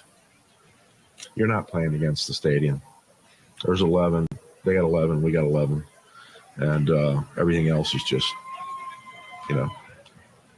noise. Biff Pogge earlier this week talking about Bryce Underwood. That is one thing that if you're a Michigan fan, you're kind of leaning on is, hey, that was his first game on the road, and that was only 2 weeks ago. Now he's coming in here for his Big Ten opener on the road, but he has that experience against a hostile crowd. So it does help just to have it go through one time, and then you hope that, he can play a little bit more loose, a little bit more free, which is what it appeared as if they allowed him to do last week against Central Michigan. It was Central Michigan, so we have to put that out there. Sure. But I think the hardest thing for a young player to do, Damon used to always talk about this. So a lot of times when you first start playing, you're one of the men. You're not the man. Eventually you become the man and everything is on you. When you come in as a freshman quarterback and you're starting, remember, everything is on you. Yeah. Making sure you know the game plan very well. Making sure you're getting accustomed to the campus. Think about when you started college and how difficult it was. All that was on him in that game. It's understandable that he was a little overwhelmed. After you get used to it a little bit, it gets easier. It's still going to be hard, though. He's not going to be able to hear. He's going to have to go to silent counts. He's going to have to make plays on third down or maybe fourth down that are going to be critical to winning this game. But when you're a young player and it's all on you, it can be very overwhelming. And we see it all the time. Yeah. We see it with young players all the time. They make we saw it during the middle of the season with Dylan Raiola last year. We've seen it. Well, and it was the fourth game last year against Illinois where it really started to show up against the Illini, especially in the second half. They started to heat him up a lot more, and Dylan didn't look like the same cat that he was in the first 3.5 games of the season. Opposite this year, he has been much better against the blitz than he was last year. You look at the numbers this year, matter of fact, one of the best in the country throwing the ball against the blitz or extra pressure. As we look at the matchup when Michigan has the ball, famously against the blitz, against Oklahoma, and he saw a lot of blitzes from Oklahoma, he was 0 for. He did not complete a pass against the blitz against the Sooners. I've got to believe, Michael, that they're going to bring a lot of extra pressure today. We've already seen in the first 3 games, Nebraska's not getting a lot of pressure with just 4. I think they're going to have to bring extra guys, and the key to that is going to be to get them into those predictable situations where they're throwing the football. Well, when they asked John Butler what this defense would be good at during the offseason, he said, we are going to be a good pressure team. Right. He said, we're going to get after them, and I hope that's the case, because if you can get him off his spot and make him roll out, not run, but just make him have to throw on the run. I know he's made some good throws so far, but still, one of the hardest things, I've talked about this with quarterbacks over the years. As you are running and you're getting ready to throw, everything is bouncing on you, right? Everything. You're bouncing because you're running. You're going to have guys in front of you. Young quarterbacks often miss the guys coming the other direction because you are a horse with the blinders on. You're watching your guy. You're not looking in front of him. And a lot of times, young quarterbacks, you'll see them make that throw, and the defender on the other side comes back across and takes it away from them. So get him out of the pocket and force him to make those throws under tough conditions. He's going to have to do so with a bit of a banged-up offensive line. Yes. Gio El-Hadi, their starting left guard, is still out. He missed last week, probably going to miss at least one more game. Brady Norton, their starting right guard, is expected to be back, but the jury's out a little bit on this Michigan offensive line. As well as they have run the football, this will be a different test for them today. Well, overall, they have run the ball well, and the grades that they've received so far this year is pretty. They're 36th in offensive line grade, which is pretty good for like you mentioned. With that many guys having to leave and come back in, you don't see that kind of number. But being that high in run grade, we almost 8 yards a carry is what Justin Haynes has. Overall, I believe they're 15th or 16th in Pro Football Focus in terms of running the ball in general. So they've been very good, even though they've had to move guys in and out. When you look at the analytics behind this one, for Michigan, it's run, and run some more. This is, of all the matchups we've shown you from Game on Paper, this is the most lopsided of those matchups. And that's the running game. Michigan 27th in EPA per rush, but Nebraska 126th. And again, that's adjusted for opponent too. Even though the numbers, the raw numbers, look good in these last 2 games, that fourth quarter against Cincinnati was very telling. And we all remember what Brennan Sorsby was able to do against the Huskers. As far as Bryce Underwood, here was what Biff Poggi said about his quarterback and whether or not he's got the green light to go. He got a green light to do whatever he wants because he's one of the great playmakers, I think, in the country. You can coach competitors to slide, and it's good that they do. This kid's a football player. And, if we could hit stop and everything would stop. We'd run out on the field and get him down, but we can't. So he's gonna finish those runs. So he's going to finish the run, Michael. What did you tell us earlier this week? Hit him, especially, like I told you, right-handed guys lead with their right shoulder. You put some tingling in that thing. You don't throw the same way when it's tingling. So every time he decides to run, punish him. Make him worth it. He's still got a freshman body. You put on muscle, especially between that first year and second year. Yeah. By the third or fourth year, you're a grown man. He's not a grown man yet. No matter how much it says what his height and weight is, he's not a grown man yet. So it was 22nd Pro Football rushing grade for Michigan and 35th for run blocking grade. And I mentioned to you where Nebraska is in terms of their numbers. And also with all the numbers, Nebraska 99th in overall strength of schedule versus the run. So those numbers are being put up by not great rushing teams overall. Justice Haynes, of course, is going to get the load of the carries today. The former Alabama Crimson Tide running back has already gotten off to a great start with the Wolverines. He has obviously unbelievable athletic skills, but he's the kind of kid that he wants the football, and he wants the football, and you want him to have the football as a coach. He's I think he's one of the top backs in the country, if not the top back. He's got 3 runs this year of 50 or more yards. So even if Nebraska has him bottled up like Oklahoma did 2 weeks ago, he can get away. And that's one thing he's really worked on this year. He was a really good power back, breaks a lot of tackles, but he wanted to work on his top-end speed, and it seems to have paid off. I do love that there are people out there saying, well, a percentage of his runs are only on this many carries. I do get that. I completely understand what you're saying. But anytime you have a big play threat at running back, I'm going to take it. Barry Sanders had a bunch of lost yardage carries. Yes, he did. He had a bunch of really long carries. So I'll take the short ones. I'll take the losses if you're going to give me 75-yard ones. Do you think he breaks a long one today? Oh, I think he does. I think he gets one. And when you long in running is only over 10 traditionally, but I mean over 20, over 30, I could certainly see that. Yeah. What Michigan's wide receivers right now, the jury is still out on them. I like them better than some others. I've heard people talk about them, and I kind of mentioned just going over, again, it's only 3 games. Right. The one game they played against the best. Overall, their quarterback didn't play great, so that takes it away from them. But I like them. I like the fact that they have all 3 levels. So McCauley, the tall wide receiver, he's your true flanker. Catches the ball in traffic, goes up and gets it. He's one of the best in the country with only about 10 catches. Then number 1, who is kind of their slot receiver, who can get deep, runs good routes. And then they have number 0, who's the smallest of them, who's only about 5'9". I like the way he gets in out of his breaks as well. If he catches it, he can go to the house. And then I really like the fact they have 3 tight ends, the tallest being 6'5", number 80, who can really damage you. So I think their passing game, if the quarterback gets time, is better than people think. Set me a line. If I wanted to put a little money on, can Nebraska hold a 4th straight team to under 100 yards, what would you give me? Plus money? In order for me to have to bet that, it'd have to be like plus 500? Plus 500, easy. Because, I'm not saying that Bryce Underwood's going to put up 300 yards at Memorial Stadium, right, but I could see him getting a 180, easily. Because of the fact that I believe that they have, like I said with Nebraska, they have wide receivers that can do different things. There was a period in time where Nebraska only had these small, quick wide receivers.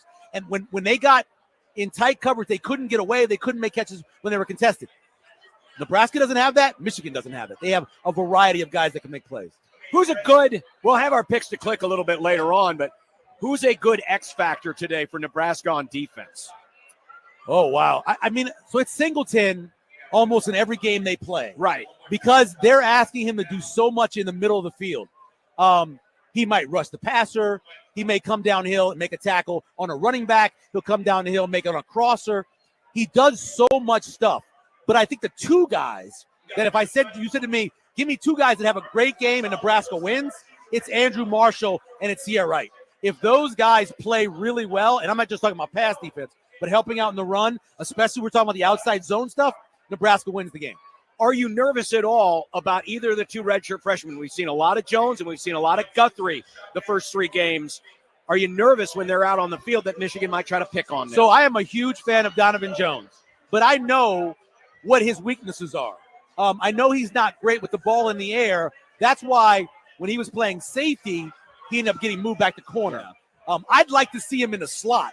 I say have Sierra and Andrew and put him in the slot so he really only has to worry about one way, because the outside is dealt with by help by the corner. I got to worry about what's inside. I think he's much better with that. I love him as a tackler, but when the ball's in the air sometimes, and you saw it about 3 times, even last week, he'll lose the ball in the air sometimes. So I like him a lot. Guthrie just tackles, man. He's everywhere. The kid is just a Energizer bunny that makes a ton of plays. But just behind them, I mean, Jameer Khan looked good last week. Yeah. Their secondary has got so many. I think the highest scoring secondary guy last week was Caleb Benning. In the short amount of time he played, he had like 3 tackles. One was an isolated tackle on a wide receiver screen that he came up and made the tackle on. So it's like they have a lot of depth. Those guys can play really well. Yeah, the future definitely looks bright, even though it's a little scary when you lose all that experience next year. The future does look bright when you look at that back end. Definitely. Presented by Chandler Conway, Nebraska personal injury lawyers you can trust, and Blur Parties. Learn more about all their events and future tailgates at blurevents.com. We're down to another round of drinking games. Is Michigan 2-0? I think Did they so. win the last one too? But the last one wasn't the drinking. They were eating. Yes, they were eating powdered donuts. Which, listen, man, I've been places before where people have almost choked to death in those contests because they'll let you drink anything, and you know how thick those donuts are when they get in your throat. Yes. That's a little scary to me. I've watched it happen. I'm not getting involved in that. It's not your insurance. You don't have to worry about it. Exactly. That's very true. All right, when we come back, Colin Wilson is going to join us from the Action Network. We're going to take a look at the other games today. We'll get his thoughts on what he sees this afternoon over at Memorial Stadium between Nebraska and Michigan. Colin Wilson, the Action Network, as we look at some investment opportunities coming up next. Participating sponsors of 1620 The Pregame are the Sedora Law Group. Your outcome depends on what you do next. And by Blur Parties, see how Blur makes every moment a party at blurevents.com. Back with Colin Wilson as 1620 The Pregame rolls on from Lincoln right after this on 1620 The Zone and 1019 The Keg.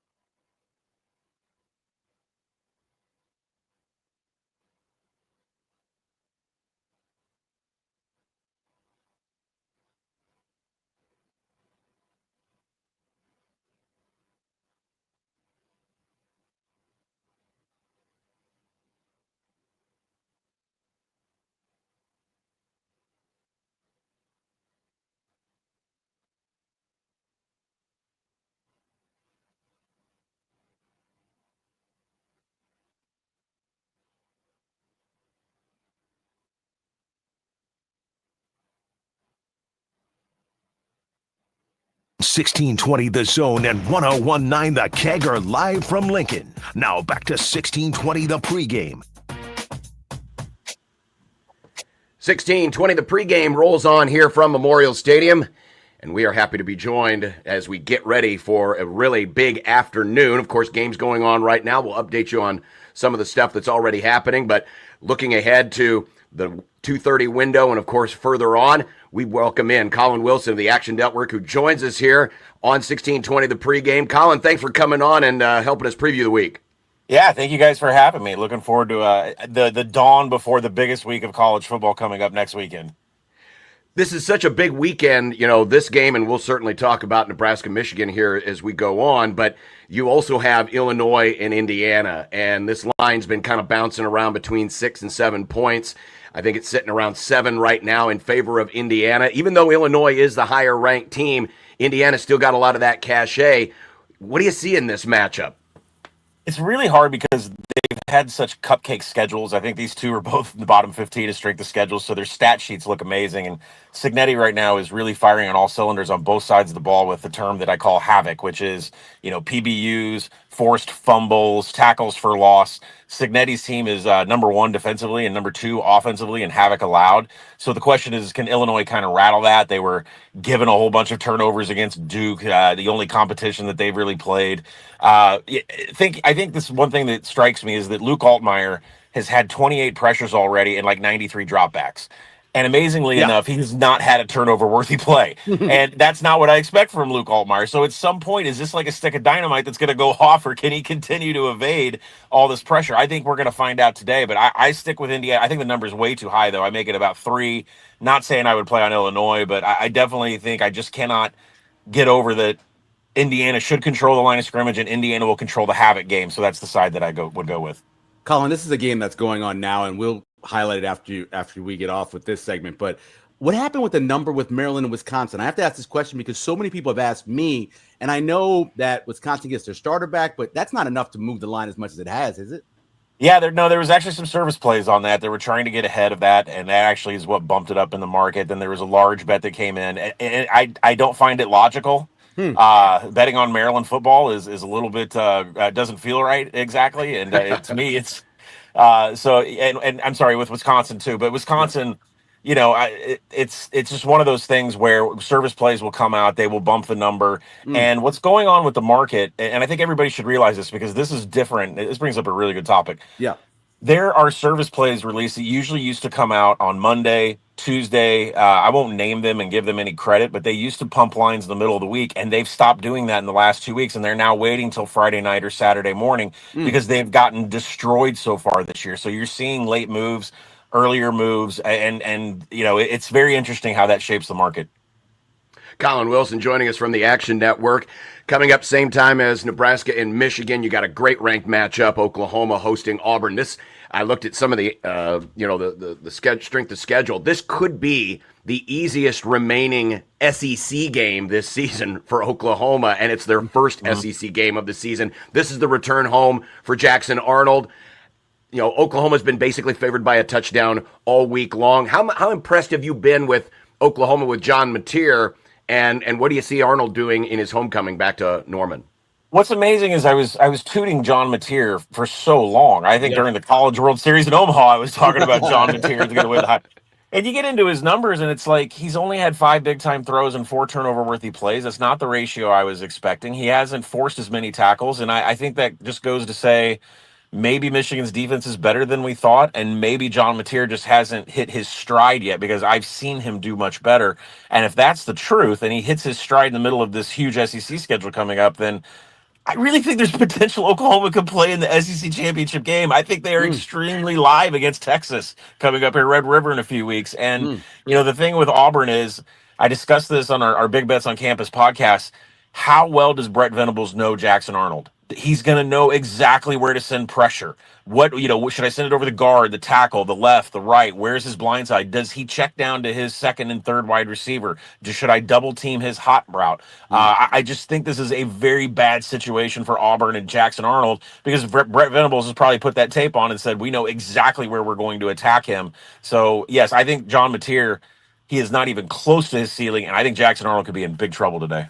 You guys do a kind of a segment of look ahead, look away, looking at games that are going to be maybe a look ahead spot. And I know Tulane is 3-0, but Ole Miss has got LSU next week. And for people who aren't from the South, that is one of the biggest rivalries. They've hated each other since the late 50s, going for national championships. The fan bases hate each other. Any chance that if they do get a big lead, they're looking ahead at all at LSU against Tulane?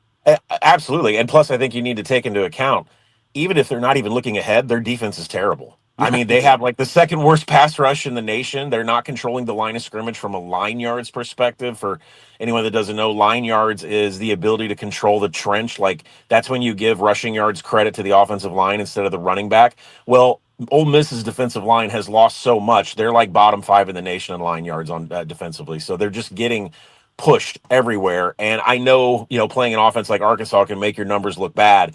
But at the same time, they had no answers. They haven't had any answers defensively for anybody, and I think Tulane can actually take advantage of that. Tulane's actually looked good in their box scores. There's a reason that numbers come down. It's taking sharp money, and I think Tulane's live today. Colin Wilson joining us from the Action Network as we preview some of the games of the afternoon and evening. While Nebraska's got plenty of other things to think about today, there might be a few fans who are peering down south to Central Florida, where former coach Scott Frost is back. They're a touchdown favorite on North Carolina. And, of course, most people, their only impression of North Carolina was that opener, which was just an absolute disaster. Is there a chance here for North Carolina to spring the upset on the road? You would think that they would get better and better as the season goes along, because Steve Belichick, when he was calling the Washington defense last year, they finished number 1 in defensive passing success rate. So he knows how to call a pass secondary, and we haven't seen that yet. So you would think your intuition would lead you that 2 Belichicks on a coaching staff and Freddie Kitchens, that they would get better week after week after week learning the roster. I don't think that they were prepared at all. Like, I think Bill Belichick is so used to having a culture and having certain type of players like the Gronks and the Wes Welkers and the Julian Edelmans of the world, that when people would come into camp with the Patriots, they would just fall in line. But that's not what happens at a college when you have NIL deals. When you have these 19-year-old kids, there's no culture that's been established already. So do they get better? Do they progress? And that's actually, I mean, North Carolina is just a team I'm not putting any money on until I figure out if they're getting better and better week by week. Late night game, and I'm tailing you on one of your bets from BBOC. USC, Michigan State, late game. We saw what BC did moving up and down the field against Michigan State. You like USC, that team total? Yeah, that over 37.5. I think at the end of the night, you're not going to have much left on. This USC offense is an absolute juggernaut right now, and I don't think there's going to be any stop. And the Michigan State fan base is like really not happy about the time slot. I've heard that some of the players in the program are really not happy about this time slot. If that's the narrative and you're heading out to California and you're not interested in this game on your body clock that's going to run till like 11:30 midnight, then USC, this is prime territory for them to light it up. And I think with Lincoln Riley probably getting more eyeballs than usual because of the time slot, I think he may end up doing as much as he can possibly to get national attention. But this is an extremely bad matchup from a Michigan State defensive to what USC does on offense through the air. The Action Network's Colin Wilson joining us here on 1620 The Pregame. Folks may have woke up this morning to the news that Lenora Sellers will be available for South Carolina. That number's been sitting at 10 against the Missouri Tigers. Is there a spot where maybe there's some buy-in on South Carolina here? No, I am not going to be a part of any kind of South Carolina money, and it's because they're 100. We already talked about havoc allowed. That's your offensive line's ability to protect your quarterback. That's your ability to keep guys from getting in the backfield. Right now, South Carolina is 128th in havoc allowed, and I think that speaks to what Lenora Sellers is doing with that team, which is essentially strapping them on his back, and everything that gets produced comes through him, through scrambles, through being flushed out of the pocket. There's no real set RPO play that he has. It isn't blown up at the line of scrimmage. So it's good that he's playing because he's their only shot of winning, but there's absolutely no love for me when it comes to all the pieces that are around Lenora Sellers. Let me get a trash question in, because I want to go to Ypsilanti, Michigan, and Eastern Michigan and Louisiana. Yes. I've seen 4 people now that I trust that have picked Eastern Michigan in this game. What is it about Eastern Michigan going against? Besides, Louisiana has no quarterbacks, but what is it about Eastern Michigan in this game? Well, everybody loves their head coach, and he usually shows up in spots like this. And you're gonna get, you get up to Ypsi and you have a gray field. Maybe you're not interested, but Michael, come on. I mean, they had 2 quarterbacks go last week. Each of them only completed 1 pass. One of them's name is Lunch Winfield. The Louisiana's quarterback quarterback situation is in dire straits. And I mean, like, one of the worst that I've seen. I'm trying to think of years of like Frank Gore taking over the Southern Miss offense as quarterback, right? I mean, that's how bad we have fallen off if you're Louisiana. And if they don't find somebody that can run a Wildcat package back there, they are in deep trouble. But, this is just a spot where Yipsy's a home underdog. And I think, Louisiana is they're extremely vulnerable right now. They're a tough watch. Speaking of a tough watch, Colin, prime time, second week in a row for the Florida Gators. 5 picks last week for Lagway. Now they get to face the Canes and that defense. If this feels like a spot for me where Miami is going to put up a big number today, but is there a shot here that Florida keeps this one within the 7 and 7.5? If you could guarantee me that DJ Lagway would play a clean sheet, then I would be confident in the number that I make this, which is 4. But you can't guarantee that. You can't guarantee me that he's going to play a clean sheet. And that's the reason why you're seeing so much bump in the market, because no one believes it. If you go into his numbers, I know I put out a tweet earlier this week. It was, let's figure out what's wrong with DJ Lagway. Well, last year he had 33% pressure. This year he has 23% pressure. Like, how in the world are you this much worse when you've had so much less pressure? By the way, all of his turnover-worthy plays, I think like all 6 of them have come when he wasn't blitzed. Yeah. All of them have come when he hasn't had pressure. And then I log on, I listen to some guys talk about his mechanics, his footwork, his body motion. Like, he is so out of sync as a quarterback, and it's in his head. And now you hear him speak like, this is just something that's mental. It's in my head. So are we confident with Ruben Bain coming off the edge potentially against a replacement right tackle that all of a sudden with DJ Lagway is going to get fixed? I don't believe it whatsoever. Now, I'm also not into buying inflated numbers, but if you want to throw Miami like in a money line parlay with somebody, I just don't see how. Or maybe you watch it live, right? Maybe you see if Lagway can have a series where he's stable, and you're going to know right away. And I think the thing is with the live number, you say, well, then Miami will jump up to 13. Do you have any doubt that if Lagway is not stable, that this isn't going to be a blowout? Because it's going to go one way or the other. Florida's either going to cut this, potentially win this game, or Miami's going to blow them out. I don't think there's any middle ground here. Colin, let's do some breaking down of the game that we're at, Nebraska and Michigan. There's 2 numbers primarily. And by the way, John has tracked Nebraska's win-loss record when they win the turnover battle or tie it, going back to like 1962. So he understands this. When Nebraska doesn't turn the ball over, and when they don't have a high havoc allowed number, they've been really good. Can they do those 2 things against Michigan, you think, this afternoon? My problem with Nebraska is their rush defense has been so soft. I mean, bottom 15 in success rate. And then you look at their schedule, and it's not like they've played anyone that's supposed to have a pulse in running the ball. And you're looking at Justice Haynes, who's averaging like 4 yards after first contact. And Bryce Underwood is breaking, 70-yard scramble TD runs. And that, to me, makes me very worried for a Nebraska defense that A, isn't tackling, B, is poor at the line of scrimmage, C, is I think 122nd in defensive rushing success rate. Like it I think that is the difference in the game. But at the same time, Raiola has this dink and dunk with Dane Key and his other targets where they can explode. And if you look at how Michigan runs a defense, they're going to have to have their safeties play robber and take away those crossing lanes. And if you look inside the safeties, the 2 safeties that Michigan starts, they've allowed 8 of 10 targets to be caught, and they've allowed them to be caught and ran. So I think, I was on the over on like Sunday night, the second it came out, because I recognized the fact there was a leak at the end of the Michigan defense. I recognize there's a leak at the front of the Nebraska defensive line. And so I took the over, and there's been a battle all week. I mean, there are just people out there that think there's no way these 2 offenses can score points. I completely disagree. So I do like the over in this game. But considering I think the trench war belongs to Michigan, I would lean with them, but the market disagrees with me. That number has come down all week to where Nebraska's, fading into being a pick. Colin, how much does that previous experience for Underwood at Oklahoma and seeing a Brent Venables defense, because they blitzed the heck out of him, how much does that maybe help him for this game? Because I got to assume that Nebraska and John Butler are going to do the exact same thing, that they're going to try to put a lot of people in the box to stuff the run and bring extra pressure if necessary. I saw a few throws from Bryce Underwood on the run outside the pocket that he connected on. Like, he does not look bad as a quarterback. Like, I think Michael and I talked about it. Like, Drew Aller cannot leave the pocket ever for Penn State. He doesn't know how to throw the ball away. His body mechanics are horrible. He would rather take a sack. You get Bryce Underwood outside the pocket, he looks flawless on the run. Like, he can throw off the right foot. He can zip it down. I saw him zip a couple passes when he was completely surrounded by, blitzers. So I have a feeling if they flush him out of the pocket, we're going to see some highlights that we haven't seen from Bryce Underwood before. And I don't even think we've even seen the tip of the iceberg with this.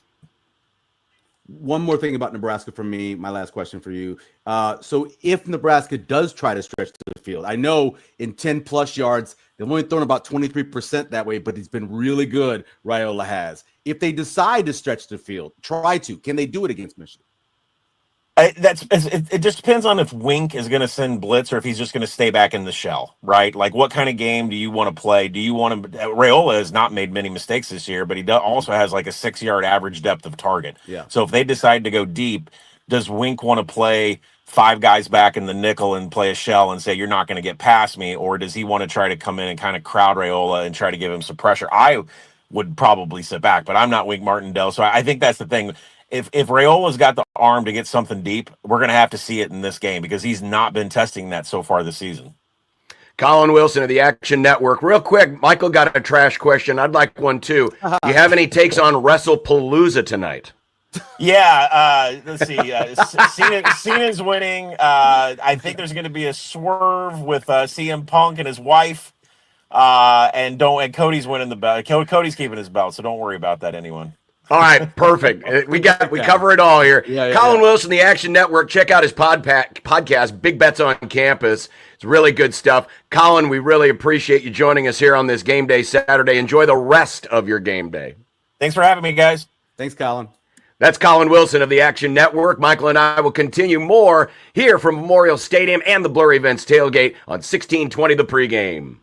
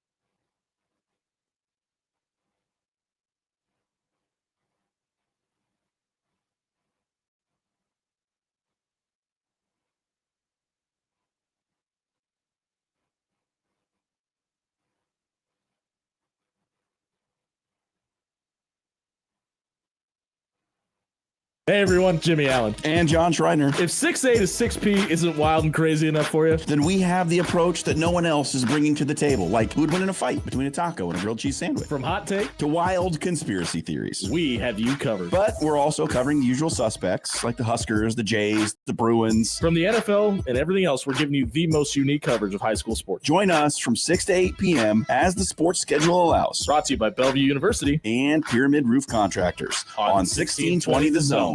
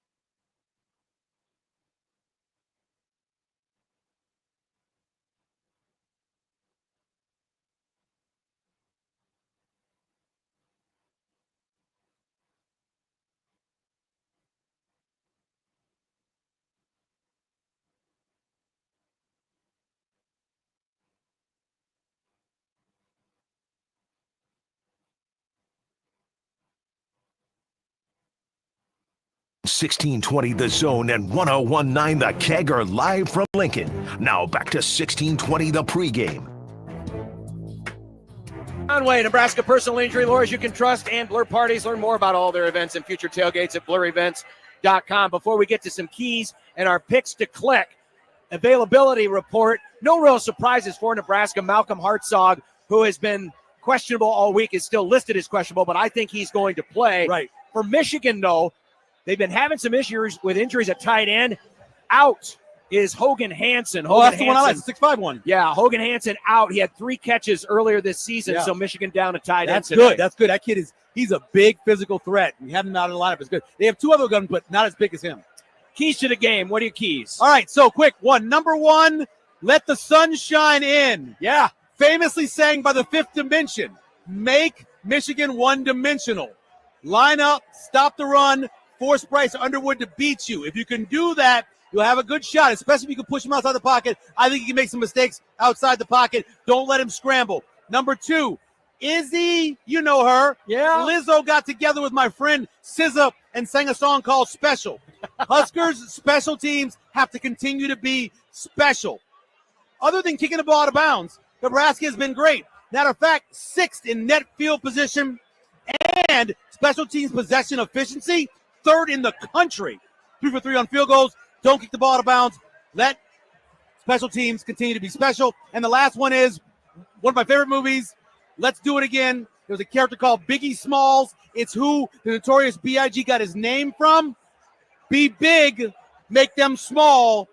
Big plays, huge for Nebraska. They've been so much better with big plays. Make sure that Michigan doesn't get a bunch of big plays. Michigan is 4th in the Big Ten with 21 long rushing plays. Nebraska is really good with the passing ones. They're 5th in the Big Ten. Make big plays, make them small. Real simple. A B will not get this degree. I think Dylan's got to play an A game today for the Huskers to win. That means he's got to be smart with the football. But as Michael said earlier, don't just play so conservative. You do need to take chances. You need to stress this Michigan secondary. They did give up big plays to Oklahoma 2 weeks ago. Be effective, if not great. As far as running the football is concerned, get your 4 and 4.5 yards a carry. That can win the day if Dylan is on his A game this afternoon, and especially for Emmett Johnson. Be good in the backfield. Be good today protecting your quarterback, and then be aggressive. Oklahoma flustered Bryce Underwood with a number of different twists and extra pressures and blitzes. He did not complete a pass when blitzed.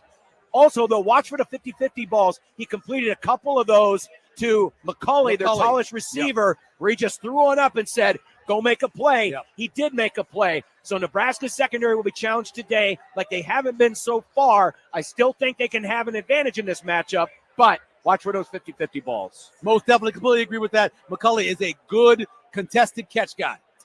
You've already made your first pick for picks to click. I have. You wanted Justice Haynes last week. Last week. Give me Fine. Justice Haynes. You're going to go with Justice Haynes. I am going to go with Dane Key as my first pick to click. Your second. I had him for both weeks, the first 2 weeks. I'm going to go Emmett Johnson. I think Emmett Johnson is going to have a couple of really good plays and a couple touchdowns in this game. I kind of like Heinrich Harburg today. I think there might be something cooking for him in the red zone, and I think he may actually have a couple of catches here today. So I'll take Harburg as my second key. I think they'll challenge Sierra Wright. I think they'll challenge him, and they will lose. I'm taking Sierra Wright, shutting down one side of the field and getting an interception. And my last key, I'm going to go with Deshaun Singleton. Nice. I think Singleton will have a nice day today. He has been one of the most important defenders this season. Hey, thanks a lot to everybody for being out there, to Chandler Conway, also to our good friends at the Sedora Law Group and Blur Events. We'll be back in 2 weeks for the Michigan State game. Woo! For Michael Severe, for Jake Janicek, for Nick Grimm, I'm John Bishop. Enjoy your game day. We'll talk to you later on 1620 The Zone and 101.9 The Keg.